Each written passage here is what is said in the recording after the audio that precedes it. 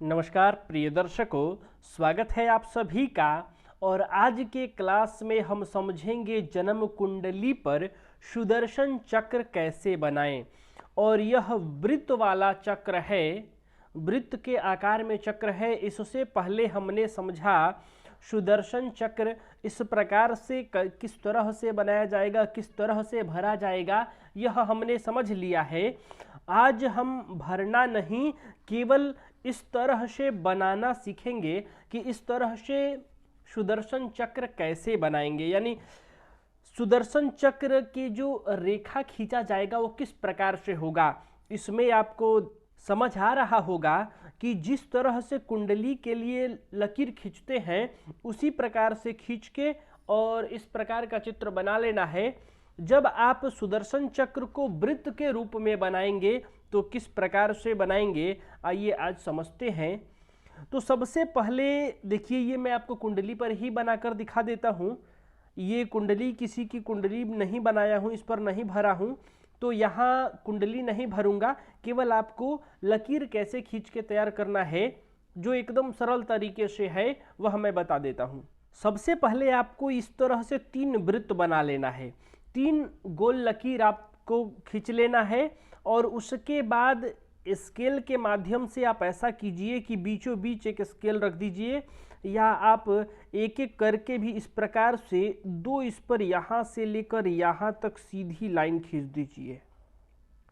एक यहाँ हो गया, एक और थोड़े से दूरी पर एक और लाइन खींच दीजिए।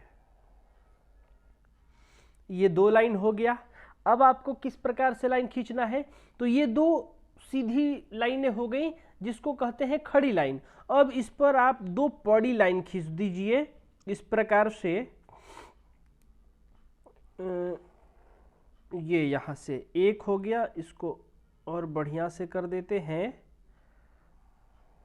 ये, और इसके नीचे इसी प्रकार से एक और लाइन आपको खींचना है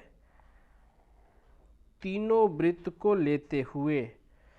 आपने ये 2 लाइन खींच दिया इस प्रकार से और 2 इस प्रकार से। अब आपको इसके कोने पे एक लकीर खींचना है जो यहाँ से आप खींचेंगे। अब इस वाले डब्बे को नहीं जोड़ेंगे, यहाँ से लेकर केवल इस वाले कोने तक खींचेंगे।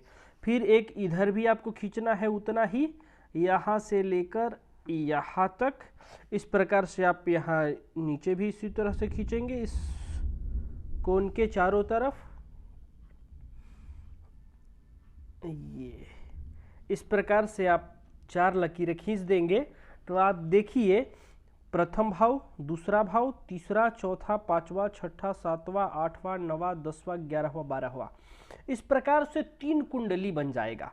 ये जो लाल लाइन है इसके अंदर एक कुंडली, इस लाल लाइन के बाहर और ये काले से अंदर एक कुंडली, और इससे ऊपर एक कुंडली, यानी 3 कुंडली आपको दिखाई पड़ेगी। अब यहाँ आप या तो सुदर्शन चक्र ही लिख लें या फिर ओम आदि कोई चित्र बना सकते हैं। तो हम यहाँ ओम का एक चित्र बना लेते हैं। ये ओम का एक चित्र बना दिया।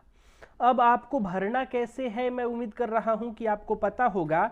जब आप ये कुंडली भरेंगे तो आपको सबसे पहले ही जो कुंडली बनाना है, ये जन्म कुंडली जो यहाँ भरा जाएगा, ये कुंडली आपको इस वाले चित्र में उतार देना है।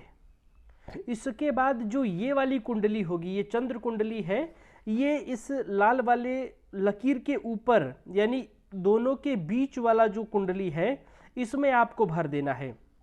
ये इसका लग्न होगा, तीनों ही कुंडलियों का इसका ये लग्न होगा, इस वाले का ये, और सबसे अंदर वाली कुंडली का ये लग्न होगा।